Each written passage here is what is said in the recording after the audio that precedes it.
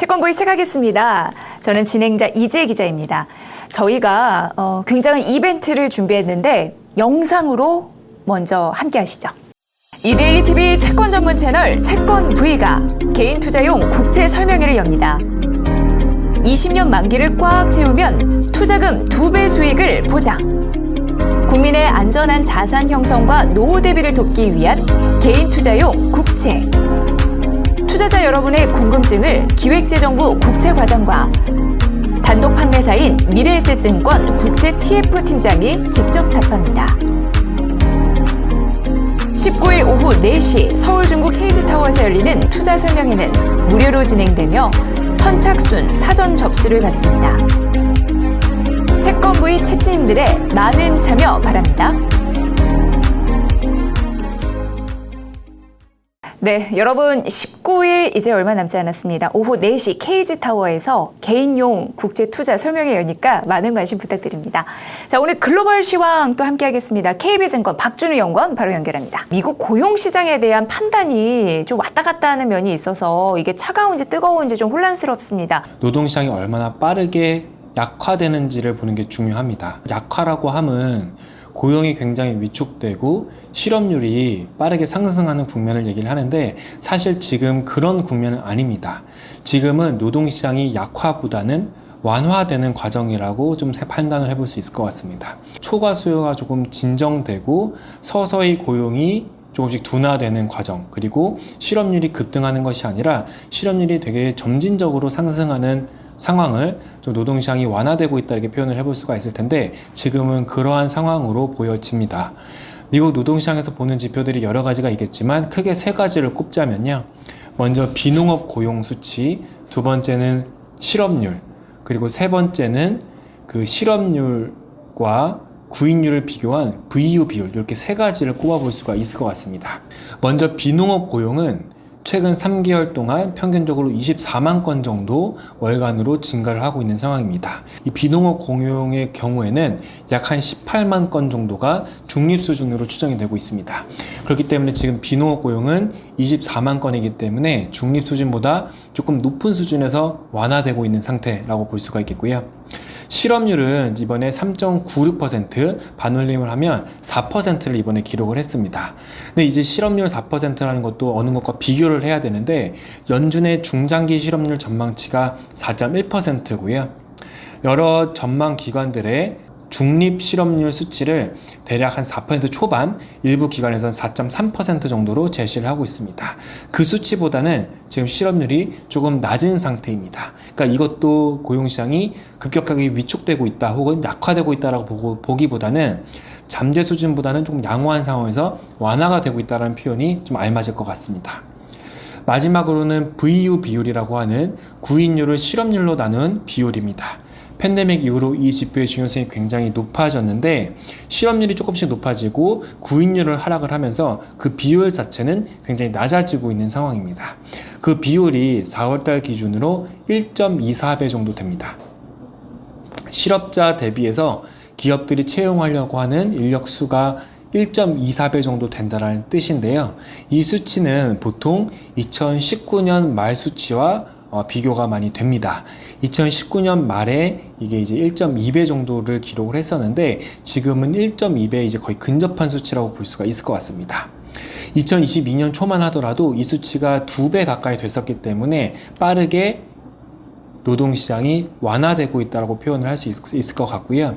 종합을 해보자면 지난주 발표된 미국 고용이 굉장히 서프라이즈를 기록을 했었고 반대로 이 구인 건수의 경우에는 예상치를 크게 밑돌았습니다. 미국 노동시장은 조금 천천히 완화되고 있는 상태라고 요약을 해볼 수가 있겠습니다. 굉장히 느린 수준의 고용 둔화 그리고 느린 수준의 실업률 상승하는 상황으로 요약을 하겠습니다. 이제 연구원님 이번 주는요, 뭐 채권 시장도 그렇고 주식 시장도 그렇고 6월 FOMC에 그 이목이 좀 집중이 확 되고 있습니다. 이제 점도표 공개도 앞두고 있는데 어떻게 좀 예상해야 될지 관전 포인트는요? 네, 6월 FOMC에서는 말씀 주신 대로 경제 전망과 함께 점도표가 공개가 됩니다. 결국 시장의 관심은 결국 기준금리는 동결을 할 텐데 이 점도표 전망이 3월 달과 대비해서 얼마나 바뀔지가 관전 포인트입니다. 3월 달에는 연준이 올해 3회, 내년 3회 기준금리 인하를 점도표로 제시를 했었습니다. 아무래도 연초 3월 달 대비해서는 인플레이션 불확실성도 조금 남아있는 상황이기 때문에 아무래도 기준금리 인하 횟수 전망이 줄어들 것으로 예상이 되고 있습니다. 그렇다라고 하면 올해 기준금리 인하를 기존 3회에서 2회로 줄일지 아니면 1회로 줄일지가 관심입니다. 저희는 연준의 올해 기준금리 인하 횟수가 2회 정도로 축소될 것으로 예상하고 있습니다. 지금 시장은 올해 기준금리 인하 횟수가 1회에 그칠 것으로 전망을 하고 있습니다. 그것보다 저희는 한 회 더 기준금리 인하 가능하다라고 보는데, 그 이유는 아까 말씀드린 고용시장에서 조금 살펴볼 수가 있을 것 같습니다.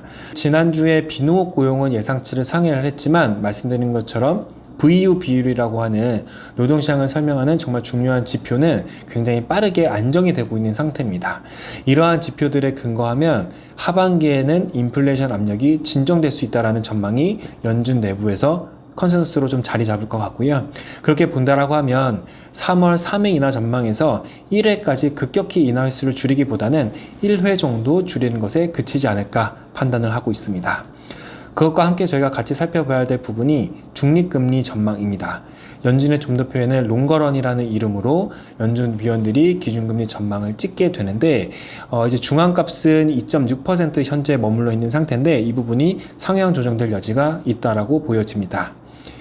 지난 6개월 동안 올해 들어서 미국 경제에서 가장 눈에 띄는 부분은 사실은 고금리 상황이 1년 넘게 지속됨에도 불구하고 성장률이 굉장히 견조했다라는 부분입니다. 결국 고금리에도 성장률이 워낙 견조하다 보니까 많은 연준위원들 사이에서 중립금리가 높아진 거 아니냐, 또는 잠재 성장률이 높아진 거 아니냐, 이런 의견들이 굉장히 나오고 있는 상황입니다. 결국 미국 경제에 알맞은 금리 레벨이 팬데믹 이전보다 높아질 수 있다라는 것을 시사하는 거고요. 이런 부분들이 점도표의 롱거런 항목의 전망치 상향 조정으로 이어지지 않을까 생각하고 있습니다. 시장 금리의 경우에는 그래도 첫 기준금리 인하를 앞두고는 하락 압력이 조금 우세하지 않을까 생각을 하고 있습니다. 왜냐하면 앞에서 말씀드린 것처럼 시장은 올해 1회 정도만 기준금리 인하를 반영을 하고 있는데 저희는 연내 기준금리 인하가 2번 정도 가능하다고 보고 있고, 그런 기대가 시장도 좀 따라오게 된다라고 하면 시장 금리가 소폭 하락할 수 있을 것으로 전망을 하고 있습니다. 경기 침체 가능성도 타진해 봐야 되는데 그 가능성이 낮은 이유는 뭐라고 보세요? 미국 경제가 견조하고 침체에 빠지지 않을 것이라는 전망이 뒷받침되기 때문에 그렇습니다. 지난주 발표된 연준의 보고서의 내용을 조금 더 소개를 드리자면 Z1 보고서라고 미국 주체들, 정부라든지 기업이라든지 가게들의 금융 활동을 분기별로 정리한 자료들이 있습니다. 그 부분에서 좀 중요한 부분 두 가지를 말씀드리자면, 첫 번째는 부채 증가율입니다. 보통 정부가 되었건 가게가 되었건 기업이 되었건 소비를 하든 투자를 하든 정부가 재정 지출을 늘리든 모두 대부분 부채 증가를 동반을 합니다. 최근에 부채 증가율의 변화를 보면 미국은 부채 증가율이 굉장히 점진적으로 조금씩 둔화되는 모습입니다. 굉장히 얕은 수준으로 하향 안정이 되고 있는 상황인데, 사실 침체가 발생하려면 일반적으로는 이 부채 증가율이 급격하게 꺾이는 모습들이 관찰이 되는데 지금은 그렇지가 않습니다. 이 주체별로 조금 놓고 본다라고 하면 연방정부, 즉 정부의 부채 증가율 자체는 조금씩 하락하고 있는 모습인데, 반대로 가계와 기업의 대출 증가율이 다시 반등하는 모습이 나타나고 있습니다.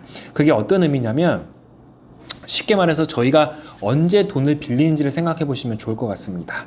저희가 부동산을 사건 자동차를 사건 어떤 소비 혹은 투자 활동을 할 때 어떤 때 부채를 늘리면서 돈을 빌리면서 그런 활동을 하냐면, 결국에는 금리가 이전보다 낮아졌다고 판단을 하던가 아니면 경제 전망이 예전보다 개선되었을 때 그러한 의사결정을 내립니다. 이전보다 금리가 내려가면 금융 부담 비용이 좀 내려가고, 또한 경제 전망이 밝아서 어떤 부동산 투자가 되었건 소비가 되었건 어떤 경제 활동이 좋게 되면 그만큼 소비 혹은 투자가 늘어난다라고 좀 볼 수가 있을 것 같습니다. 그런 차에서 지금 현재 부채 증가율이 급격하게 꺾일 가능성은 굉장히 낮다라고 보고 있고, 그 말인 즉슨 미국 경제의 침체 가능성도 낮다고 볼 수가 있겠습니다. 또 다른 한편은 가계의 순자산 변화도 말씀드린 보고서에서 확인할 수가 있습니다.